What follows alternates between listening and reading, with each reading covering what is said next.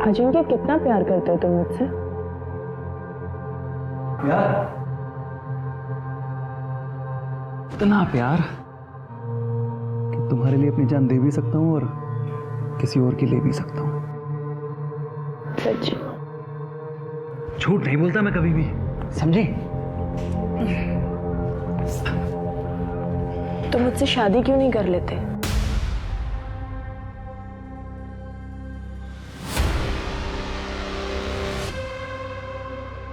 कहना और करना दोनों कितनी अलग अलग बातें होती है ना अजिंक्य। तुम मेरे साथ जीना सीख लो। जान लेना जान देना दूर की बात है।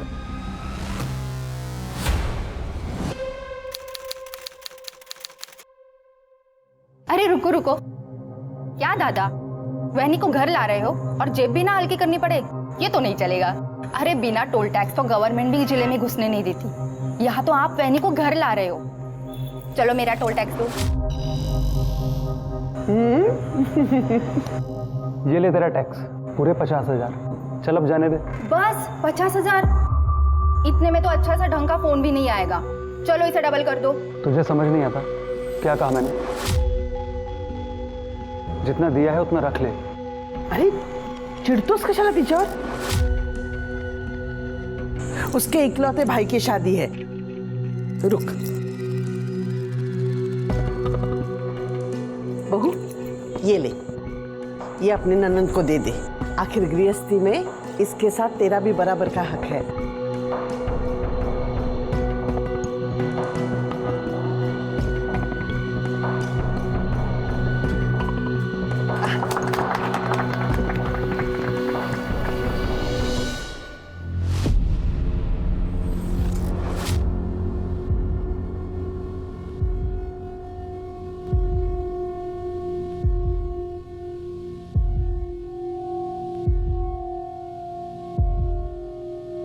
तुम्हें कोई प्रॉब्लम तो नहीं है ना? एक्चुअली मैं बहुत थक गया हूँ, सोना चाहता हूँ।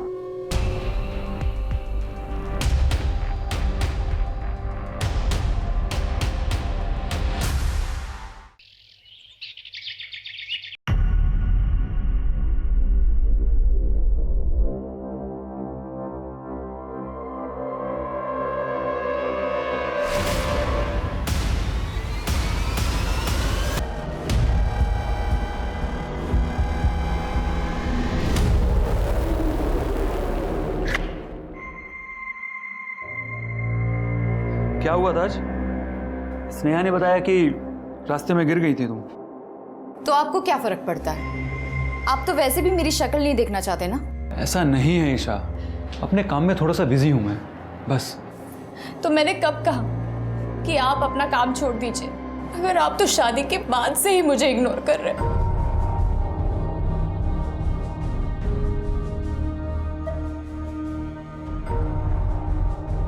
ईशा, थोड़ा सा टाइम दो मुझे, कुछ प्रॉब्लम्स है मेरी, एक बार उन्हें सॉर्ट आउट कर लूं। अजिंक्य, मुझ में कुछ कमी है क्या? पसंद नहीं हूं मैं आपको? ऐसा नहीं है।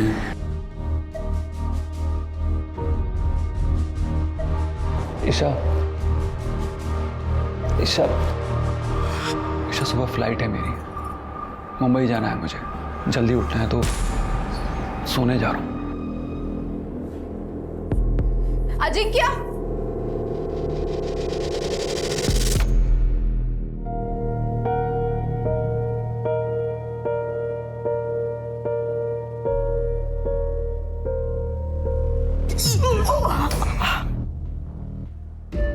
देख नहीं कर सकती? अब कर रही है तू?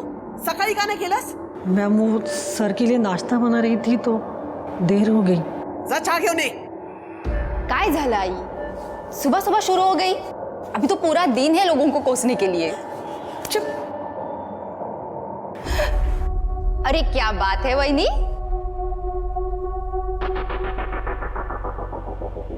सच बताइए, कल रात दादा ने आपको सोने नहीं दिया ना, इसलिए आपकी नींद लेट खुली ना? वैसे दादा है कहाँ? कई दिनों से नहीं दिखे। सुबह उठेगी तो पता चलेगा ना। हाँ, ऑफिस गया है वो, तसा तुमचा डोळा तर दुपारपर्यंत उघडतच नाही। तो आई भाई मुझे भी ऑफिस जाने देना, मैं तो दादा से जल्दी भी उठूंगी। हाँ, पर तुम्हारे खानदान में लड़कियां काम कहाँ करती है बाहर जाके? जो मेरा खानदान है ना, वही तुम्हारा खानदान है। अपने ससुराल जाके कर जो करना है। बिल्कुल सही कहा बहन जी आपने। बेटियों का असली घर तो उनके पति का घर ही होता है। अरे भाई साहब, इसकी क्या जरूरत थी? जरूरत थी, पहली बार जो बेटी के घर आ रहा हूं। वैसे हमारे दामाद जी कहाँ हैं? ऑफिस गया है वो। तुम्हें बसा ना, बस। हाँ, नमस्ते। हेलो, क्या ना बाबा, बस बड़ा कशी है तो। सब कुछ ठीक तो है ना? कहीं प्रॉब्लम नहीं है ना? एकदम ठीक हूँ बाबा। वो रात को नींद पूरी नहीं हुई ना, इसीलिए।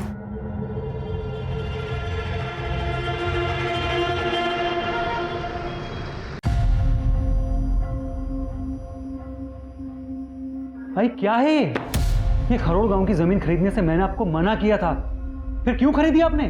अमित ने अपने सोर्सेज से कंफर्म कर लिया है। वहां गवर्नमेंट का बहुत बड़ा पावर प्लांट लगने वाला है। जमीनों के दाम बढ़ने वाले हैं। ये अमित, इसकी बात पर आपको मुझसे ज्यादा भरोसा है। इसको तो मैं भी छोड़।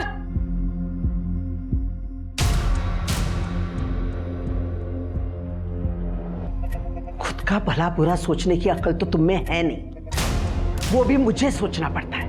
मेरा जितना भला आपको करना था ना, आप कर चुके हो। अब कम से कम मुझे अपने मन की कर लेने दो। करो, किसने रोका है? अरे आपने रोका है और किसने रोका है मुझे? क्या? देखो बेटा, ये प्रॉपर्टी, ये घर, ये सब तुम्हारा ही तो है। लेकिन पहले खुद को साबित कर। खुद को साबित करते करते ना मैं थक गया हूं। लेकिन अब भी आपको मुझसे ज्यादा अगर दूसरों पर भरोसा है ना, जस्ट लीव इट। हट।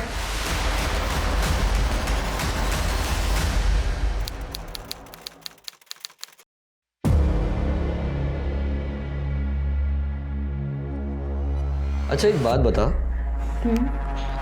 ये तेरा भाई है, अगर ये वापस ही नहीं आया तो तेरी तो मौज ही मौज, सारी प्रॉपर्टी तेरी। कुछ भी बोलते हो यार। आई मुझे ऑफिस तक जाने नहीं देती, प्रॉपर्टी क्या खाक देगी? और वैसे भी भाभी है ना, भैया के बाद प्रॉपर्टी तो भाभी को ही मिलेगी। चलो भाभी को आधी प्रॉपर्टी मिल गई, बाकी बची हुई प्रॉपर्टी तो तेरी हुई। 1 रुपया नहीं मिलेगा मुझे आसानी से, कुछ तो करना पड़ेगा उसके लिए।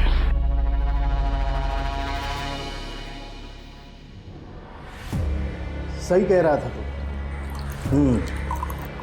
अगर लड़की का भाई वापस ही नहीं आया तो प्रॉपर्टी तो उसी की होगी। मामा मैं मजाक कर रहा था। लेकिन सच कह रहा था। लेकिन एक बात गलत बोली, प्रॉपर्टी अगर लेनी है तो पूरी ले, आधा हिस्सा भाभी को भी क्यों दे रहा?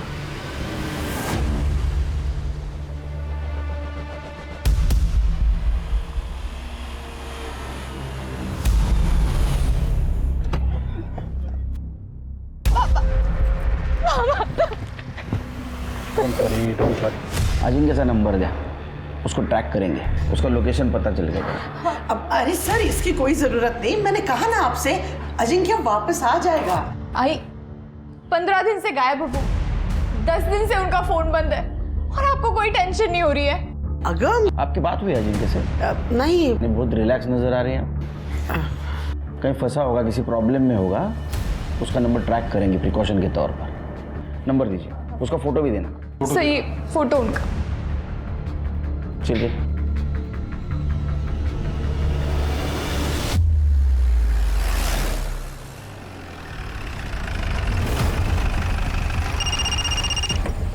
हेलो, हाँ सर। सर हम लोग पिंपरी में हैं। यहाँ अजिंक्य का एक बंगलो है सर, और उसके फ़ोन की लास्ट लोकेशन भी यहीं की दिखा रही है। मैं देखता हूँ अभी। Okay sir.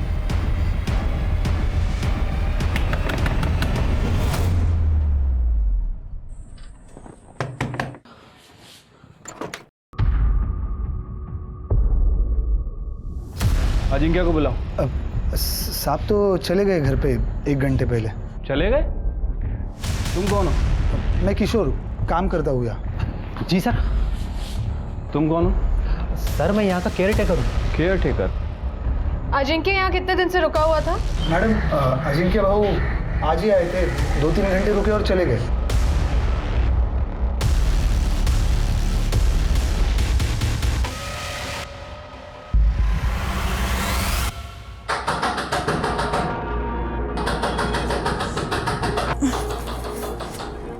अजिंक्य कहाँ चले गए थे आप? मैं कितना डर गई थी। Thank God. कहाँ चला गया था मैं? यही तो था। अरे कौन है? क्यों दरवाजा ठोक रहे हो? आ तो रहा हूं। क्या हुआ? दादा बाहर पुलिस आ गया था। सर मैंने आपको पहले ही कहा था, मेरा बेटा घूमने गया, गायब नहीं हुआ। ये तो मेरी बहू फालतू में घबरा गई। अजिंक्य इसके बाद में जब बाहर घूमने जाओगे तो घर पे इन्फॉर्म करना। चलो थैंक यू। सीरियसली ईशा, तुमने ये पुलिस को इन्फॉर्म कर दिया? लेकिन आप गायब थे, आपका फोन भी नहीं लग रहा था। मैं बहुत डर गई थी। बच्चा नहीं हूं मैं, अपना ख्याल खुद रख सकता हूं। और आइंदा से अगर तुमने मेरे किसी भी मामले में दखल देने की कोशिश की तो मैं तुम्हारा... बस बेटा, तुम अपने कमरे में जाओ।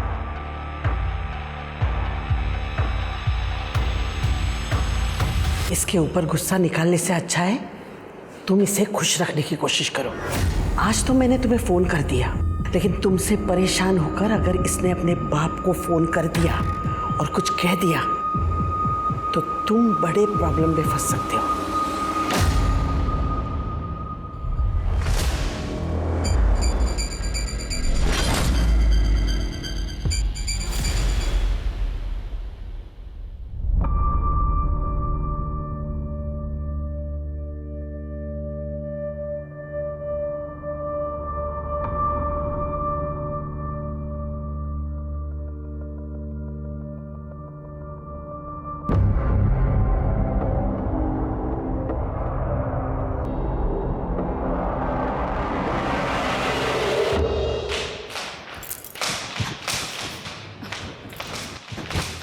आई, क्या हुआ बेटा, इतनी परेशान क्यों है?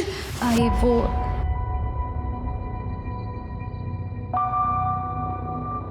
अरे छुपाई से कोई देख लेगा। आई मैं बहुत गहरी नींद में थी। अजिंक्य आए थे क्या? ऐसी कैसी नींद है तुम्हारी कि पता ही नहीं चला? अगर अजिंक्य नहीं आता तो ये कौन करता? वेड़ी कुटली।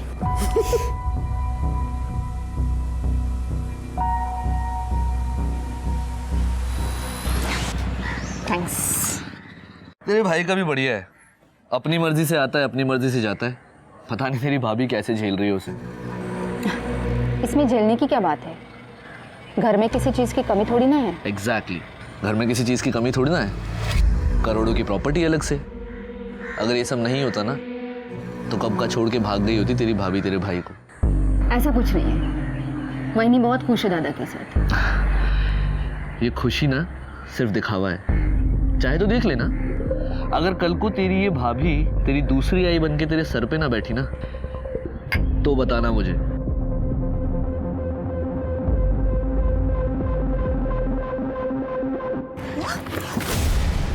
प्लीज मेरी बेटी को बचा लो। सिर्फ तुम ही मेरी बेटी को बचा सकती हो। कौन है आप और कौन है आपकी बेटी? पागल हो गई है क्या? पहले ये तो बता मामला क्या है, कौन है तेरी बेटी? हटिए पीछे हटिए। आइए मैडम, मैडम आइए, आप आइए। बैठिए बैठिए, हटिए यहाँ से।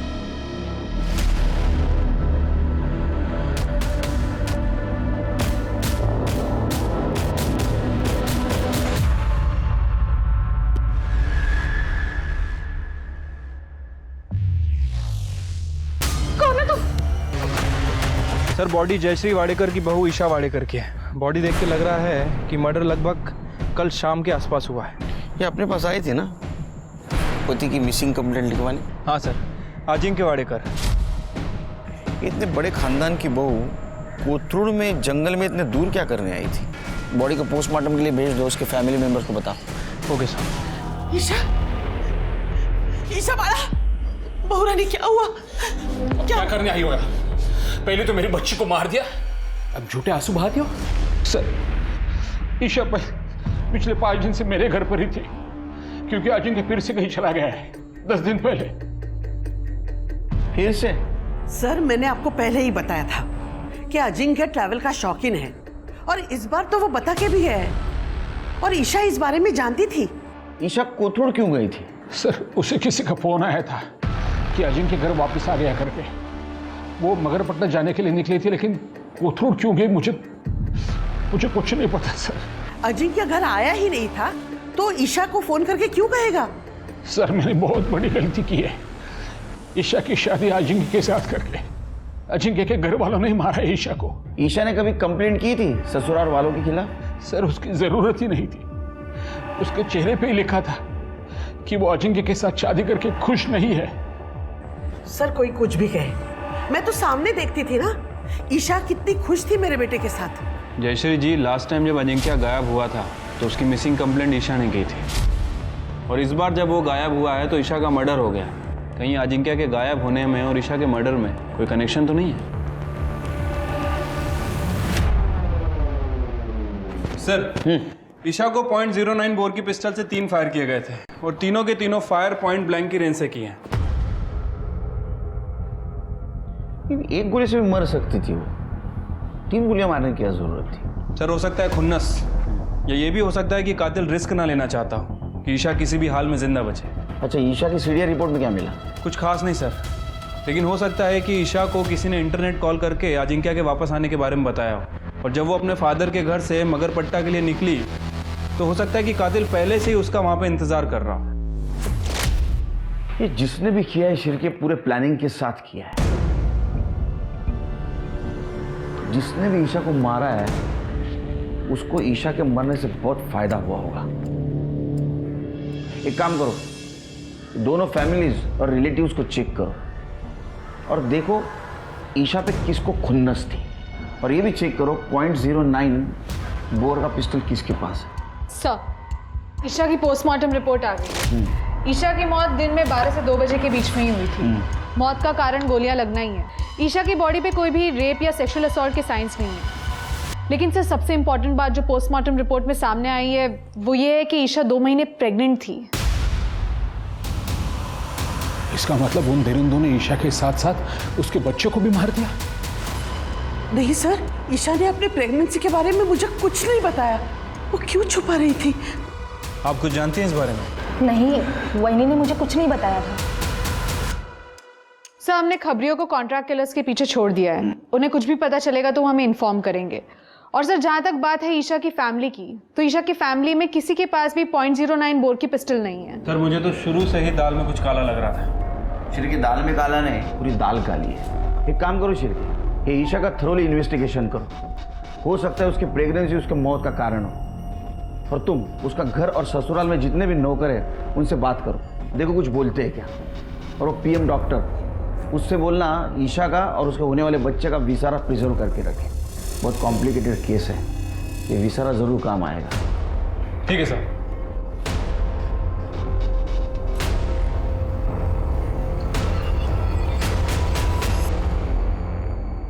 सर, वाडेकर फैमिली के बारे में एक इंटरेस्टिंग बात पता चली है। सर, लगभग 20 साल पहले जयश्री वाडेकर के पति प्रभात वाडेकर की गोली मारकर हत्या कर दी गई थी, और सर हत्या के बाद जयश्री ने गांव की पूरी ज़मीन बेच के पुणे शहर में ज़मीन खरीदी, और आज जयश्री का जो बिजनेस एम्पायर है वो पुणे की ज़मीन के बढ़ते रेट की वजह से है। इसका मतलब 20 साल पहले पति की हत्या और अभी बहू की हत्या। इतना ही नहीं सर, अजिंक्य और उसकी फैमिली जितना अपने आप को दूध का दूल्हा बता रहे हैं, शायद वो उतना दूध के दूल्हे है नहीं सर। मतलब?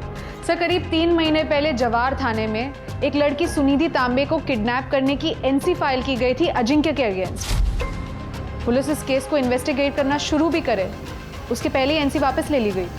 किसने एनसी की? सुनिधि तांबे की माँ रजनी ने। वो अजिंक्य हमारे पास जमीन खरीदने आया था, पर जमीन खरीदते खरीदते उसने मेरी बच्ची को अपने प्यार के जाल में फंसा लिया सर।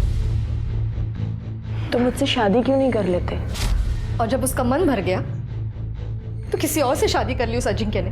मेरी बेटी को वहीं पे छोड़ देता तो चल जाता, पर नहीं, पैसे और अपनी ताकत के दम पर वो मेरी बेटी को उठा के लेके गया। लेकिन आपने तो एनसी फाइल की थी ना। अगर आप उस कंप्लेन को वापस नहीं लेती तो पुलिस उस केस को इन्वेस्टिगेट करती। वो अजिंक्य मुझे और मेरी बेटी को मारने की धमकियां दे रहा था। वो तो मेरी बेटी ने मेरी खातिर बोला कि वो कंप्लेंट वापस ले ले। सुनीधि को बुलाइए, हमें उससे बात करनी है। ती घरात कुठे है?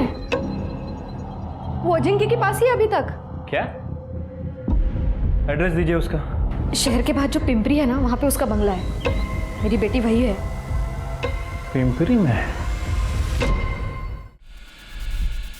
हाँ सर, यही मैडम तो थी जो अजिंक्य साहब के साथ रहती थी यहीं पर, मगर 8-10 दिन पहले साहब के साथ यहाँ तक चली गई। ये मैडम को कभी देख के ऐसा लगा कि वो अजिंक्य के साथ ज़बरदस्ती रह रही है? नहीं सर, ऐसा तो ज़बरदस्ती मुझे कुछ नहीं लगा। दोनों पार्क में साथ में बैठते थे, सुबह शाम घूमने जाया करते थे, कभी कभी बाहर भी जाते थे। आर यू श्योर इन दोनों के बीच में कभी कोई गड़बड़ नहीं थी? नहीं मैडम, दोनों के बीच में तो कुछ गड़बड़ नहीं थी, लेकिन एक दूसरी मैडम आई थी साहब के यहाँ से जाने के एक दिन पहले, तब दोनों में बहुत झगड़ा हुआ था। क्या वो औरत ये थी? हाँ यही थी। सर, बंगलो के केयरटेकर रमेश ने जो बताया था, सर इसे देखकर तो ऐसा ही लग रहा है कि सुनिधि अपनी मर्जी से अजिंक्य के साथ रह रही थी। सर ऐसा भी हो सकता है कि इन दोनों को साथ में रहना हो, इसलिए दोनों ने किडनैपिंग का नाटक किया हो। लेकिन जब सुनिधि की मां रजनी ने पुलिस में कंप्लेंट फाइल की तो जान का खतरा बताकर सुनिधि ने अपनी मां के पास से कंप्लेंट वापस करवा ली। सर ये दूसरा वीडियो। पॉसिबिलिटी है, क्योंकि ईशा अजिंक्य से लड़ने गई थी और उसने उसको पुलिस की धमकी दे दी, और नेक्स्ट डे अजिंक्य और सुनिधि दोनों गायब हो गए, और अब ईशा को रास्ते से हटा दिया। लेकिन शिरके, इतना सब उसके लाइफ में मैटर चल रहा था कि जयश्री जी को पता नहीं था। सर ये बात तो ईशा के फादर को भी नहीं पता थी। क्या झगड़े के वक्त से ही अपने फादर के साथ रह रही थी, ना तो उसने प्रेगनेंसी की बात अपने फादर को बताई और ना ही सुनिधि के बारे में। और सबसे इम्पोर्टेंट बात, ये बंगला और अजिंक्य और सुनिधि के बारे में ईशा को बताया किसने? सर इस बारे में मैंने जयश्री जी से बात की थी। सर सुनिधि के साथ मेरे बेटे ने अपना रिश्ता कब का खत्म कर लिया था, और अब आप कह रहे हैं कि मेरे बेटे ने सुनिधि को जबरदस्ती अपने साथ रखा था। मेरे लिए तो पेपर्स ओके हैं, एक बार क्रॉस चेक करवा के डॉक्यूमेंटेशन के लिए भेज दो। Okay ma'am. बेटा जी मैडम ने पेपर भेजे डॉक्यूमेंटेशन से पहले देखने के लिए। आपने देख लिए ना? हाँ ओके। तो भेज दीजिए डॉक्यूमेंटेशन के लिए। मैं आप पे कैसे डाउट कर सकती हूँ? आखिर हमें ही तो एक दूसरे का ख्याल रखना है।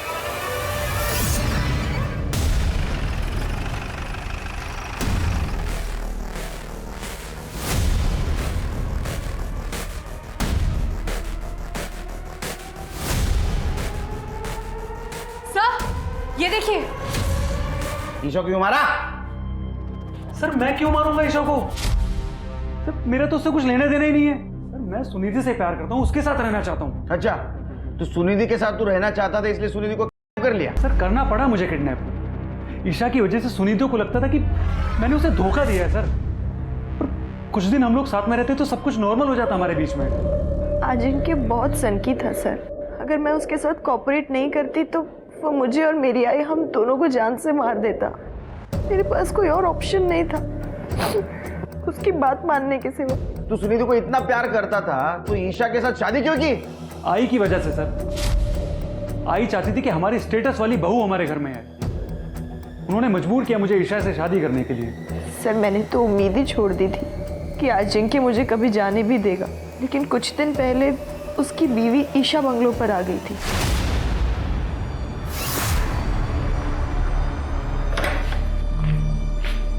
अपने काम से काम रखा कर।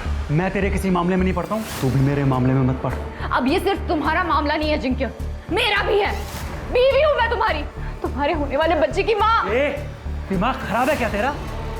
हाथ नहीं लगा मैंने तुझे आज तक। हाँ, और तू ये किसी और का बच्चा मेरे सर पे डाल रही है। तो क्या ईशा का बच्चा तेरा नहीं था? सर हमारे बीच में कभी कुछ हुआ ही नहीं है। तो झूठ मत बोला, डीएनए सब सच बोलेगा। सर आपको जो टेस्ट करवाना है करवा लीजिए, जब मैंने कुछ किया ही नहीं तो डरना किस बात का? अच्छा एक बात बता, ईशा को कैसे पता चला वो तेरे बंगले और सुनिधि के बारे में? सर मैं खुद नहीं जानता, मुझे नहीं पता है।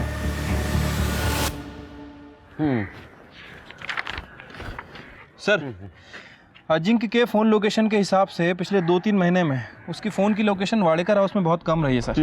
ये देखिए, कभी एक दिन, कभी आधा दिन। सर, कहीं वो सच तो नहीं कह रहा है? मतलब वाकई में ईशा का किसी के साथ कोई अफेयर चल रहा था और इसीलिए शायद उसने अपनी प्रेगनेंसी की बात छुपाई। नहीं, लेकिन शिरके, अजिंक्य जैसा आदमी जिसने सुनिधि को किडनैप किया और बलजबरी अपने साथ रखा, उसका डीएनए टेस्ट करने के बाद ही पता चलेगा वो झूठ बोल रहा है सच बोल रहा है। अगर झूठ बोल रहा है तो अरेस्ट कर लेंगे, और अगर वो सच बोल रहा है तो इसका मतलब ये है कि ईशा की ज़िंदगी में कोई और था। जब आपको मालूम है कि ईशा का संबंध किसी और आदमी के साथ था, तो मेरे बेटे को क्यों पकड़ के रखा है? उसे बेवजह जयश्री जी शायद अब ये भूल रही है कि आपके बेटे के खिलाफ किडनैपिंग और रेप के चार्जेस है। सर, ऐसे चार्ज तो 50-60 हजार में वापस लिए जाते हैं, और ये काम है सुनिधि जैसे लड़कियों का, जो हम जैसे अमीर खानदान के लड़कों को फंसा के ये सब पैसा वसूल करती है। देखिए जयश्री जी, जी हाँ जी। आप कहाँ से आ रही है? ऑफिस से। सब दादा के नहीं रहने पर किसी को तो काम संभालना पड़ेगा ना। अब आई अकेले तो सब कुछ नहीं संभाल सकती। लेकिन आपके दादा भी जिंदा है और आपके वहिनी का मर्डर हुआ है।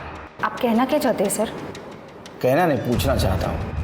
आपके वहिनी के अफेयर के बारे में कुछ पता है आपको? नहीं, मुझे इसके बारे में कुछ नहीं पता।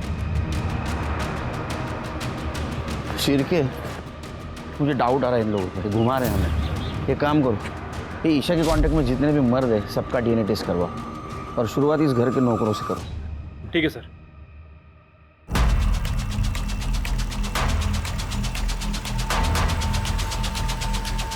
डर क्यों रहा है? नहीं सर। कुछ किया? नहीं सर, मैंने कुछ नहीं किया। अब कौन बचा? सर, नीलेश, जयश्री जी का खास। सर, सारा सामान डीएनए के लिए भेज दो, और बोलना रिपोर्ट जल्द से जल्दी दो। ठीक है सर। सर, डीएनए की जरूरत नहीं है।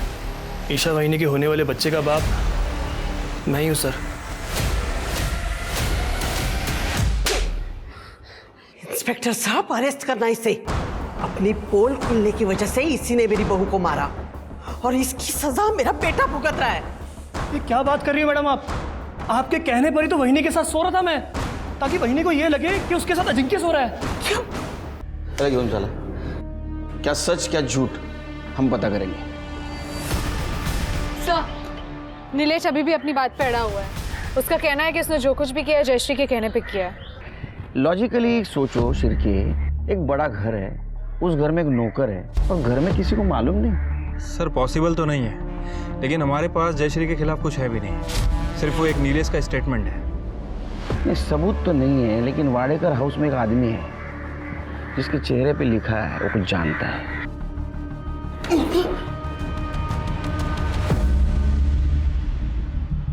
देखो, कुत्ता कितना भी वफादार क्यों न हो, वो पागल हो जाता है ना तो मालिक उसको गोली मार देता है। मेरा इन सब से कुछ लेना देना नहीं है साहब। ये तेरी शक्ल तो कुछ अलग बोल रही है रे, कुछ जानता है।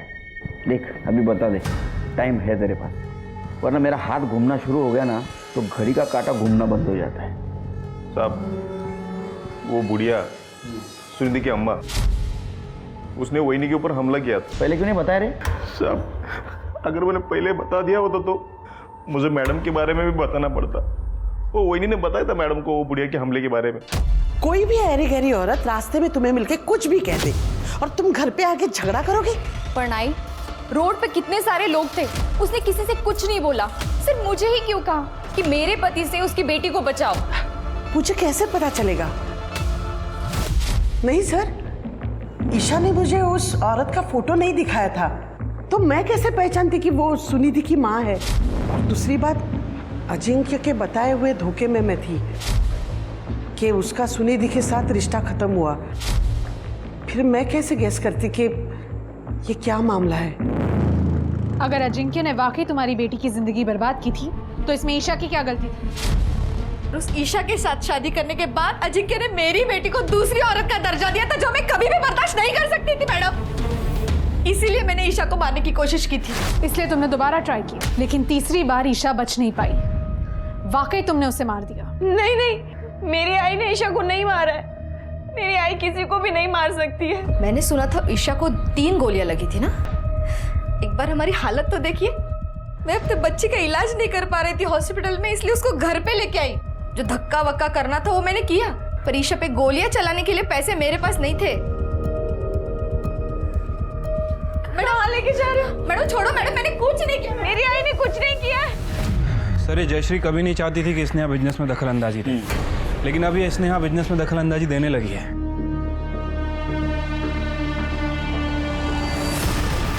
और एक और बात सर, स्नेहा का एक बॉयफ्रेंड है राजन, और राजन का मामा है प्रकाश। पिछले दिनों इन दोनों को अजिंक्या के पिंपरी वाले बंगले पे चक्कर लगाते हुए देखा गया है। केयरटेकर रमेश ने इन दोनों को पहचाना है सर। दोनों अंदर बैठे हैं। देख अब सच बोल, नहीं तो सच बोल, पट्टे से ऐसा मारूंगा ना जिंदगी भर याद रखेगा। सर स्नेहा के बोलने पे सर हम लोगों ने अजिंक्य का पीछा किया था सर, तभी उसके बंगले तक पहुंचे सर।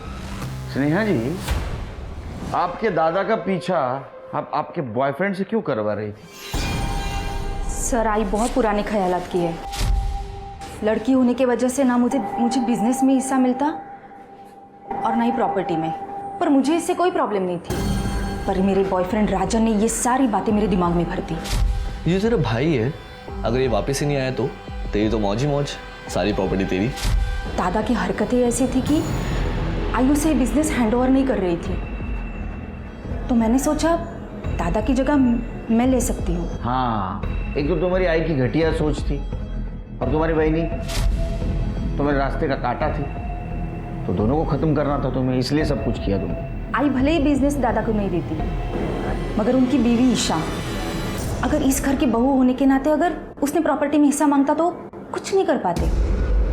और दूसरा, मुझे बिजनेस ज्वाइन करना था, पर इसके लिए आई को मनाना बहुत मुश्किल था।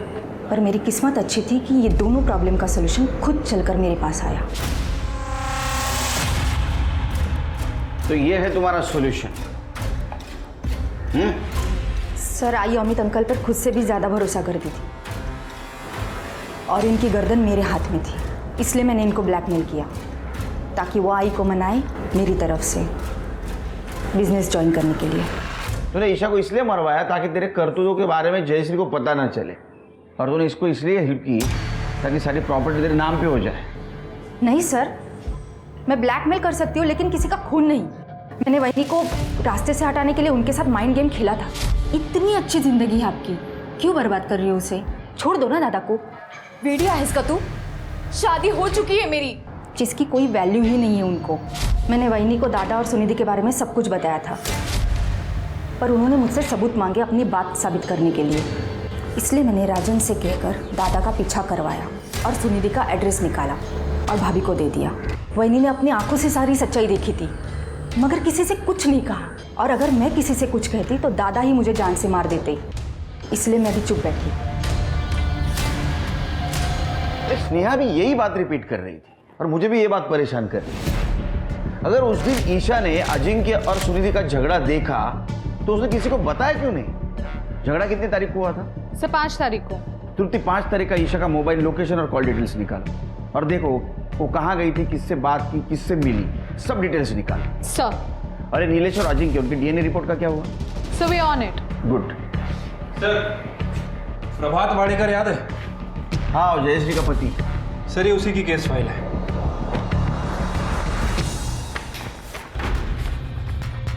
और सर ये, अरे तो उस्मान शेख है, शार्प शूटर, ये तो जेल में बंद था। हाँ सर, ये 2 महीने पहले ही जेल से बाहर आया है। और सर इसका प्रकाश वाडेकर के मर्डर में बहुत ही तगड़ा लिंक है सर। प्रभात वाडेकर की मौत .09 बोर की पिस्टल से हुई थी। इसके ऊपर पुलिस केस भी हुआ था, कोर्ट में पेशी भी हुई, लेकिन इसके खिलाफ कोई सबूत नहीं मिला, इसलिए इसे रिहा कर दिया गया। ईशा का मर्डर हुआ उस दिन इसके फोन की लोकेशन 12 बजे से 1 बजे के बीच कोथरूड की है। शिर के गुड वर्क, कम से कम एक सिरा तो मिला। इस सिरे को पकड़ के हम किनारे तक पहुंचते हैं।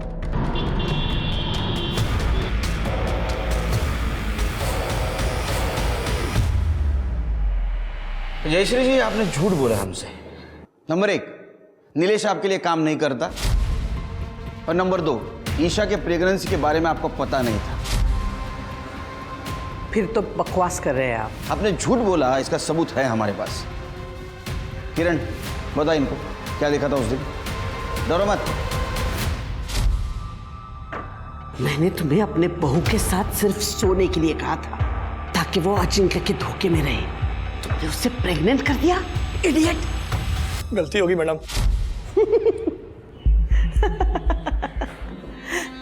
इस किरण के कहने पे आप मुझे अरेस्ट करोगे, जयश्री वाडेकर को? पिछले 15-20 साल से ये यही पड़ी है। इसके मुंह पे अगर मैं 5-50 हजार रुपया मार दूं ना तो पलट जाएगी ये। फिर क्या करोगे आप? फिर हम आपके पति प्रभात वाडेकर का केस ओपन करेंगे, जिसको 20 साल पहले आपने सुपारी देकर मरवाया था उस्मान शेख के हाथों से, और अब ईशा को मरवाया है उसी के हाथों से। इतना काफी है ना? क्लाइमैक्स पुलिस स्टेशन में। ये रहा उस्मान, पहचाना ना इसको? और ये रही उस्मान की गन जिससे तूने ईशा और प्रभात वाडेकर को मरवाया था, और ये रही कैश जो तूने उस्मान को सुपारी के तौर पे दी थी। अरे मेन प्रूफ तो बताना भूल ही गया। आप दोनों का मोबाइल जिसमें उस्मान ने फोटो भेजी थी ईशा की मर्डर के बाद कंफर्मेशन के तौर पे, तुम दोनों तो डिलीट कर दी थी, लेकिन हमारी फॉरेंसिक टीम बहुत होशियार है, उन्होंने रिकवर कर ली। अब बताओ, चुप रहने से कोई फायदा नहीं। सच क्या है बताओ। नीलेश के जरिए ईशा को बेवकूफ बनाने का मेरा प्लान एकदम परफेक्ट था, लेकिन उस गधे ने ईशा को प्रेग्नेंट कर दिया। और जब मेरे बेटे अजिंक्य ने ईशा को सच्चाई बताई तो ईशा सीधा मेरे पास आई। बेटा, अजिंक्य अभी गुस्से में है इसलिए ऐसे बोल दिया होगा। मैं बात करती हूँ उससे, सब ठीक हो जाएगा। बात कीजिए आप अपने बेटे से। अगर अजिंक्य ने इस बच्चे को नहीं अपनाया तो आई मैं पुलिस में जाऊंगी।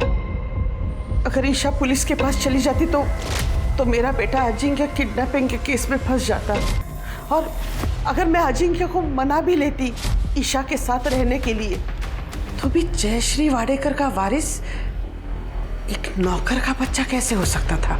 तुम्हारे पास तो इतना पैसा है, दूसरा कोई रास्ता ढूंढती, मरवाने की क्या जरूरत थी? अगर मैं ईशा को बच्चा गिरवाने कहती तो उसे डाउट हो जाता और मेरे बिछाए हुए जाल में मैं खुद फंस जाती। वैसे भी मेरा बेटा अजिंक्य सुनिधि के साथ खुश रहता था, तो ईशा का और उसके बच्चे का मेरे घर में क्या काम था? इसलिए मैंने खोट अजिंक्य में नहीं है, तुम्हारे परवरिश में। तो ऐसा निकलेगा ही। चार्जशीट बनाओ। औरत को मर्द से कम समझना, पुरुष है तो उसकी हर गलती को छुपाना, और औरत को बार बार उसकी सही हद याद दिलाना, ये पितृसत्ता है जो जयश्री में कूट कूट कर भरी हुई थी।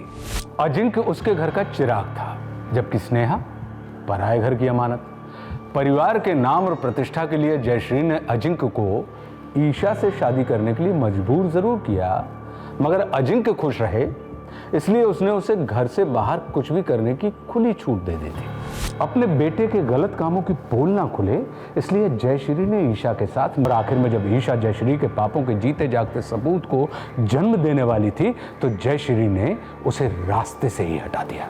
बराबरी का समाज भारत में आज भी बहुत दूर का सपना है, लेकिन ये दूरी हमें धीरे धीरे ही सही तय तो करनी ही होगी, तभी हम दुनिया के सामने एक प्रगतिशील और उन्नत समाज होने का दावा कर सकेंगे। अब मैं आशुतोष राणा आपसे विदा लेता हूं। हम फिर मिलेंगे एक ऐसी ही कहानी के साथ जो आपको रखेगी सतर्क और जिंदगी को सुरक्षित। तब तक अपना और अपने परिवार का ख्याल रखिए और देखते रहिए क्राइम पेट्रोल सतर्क। जय हिंद।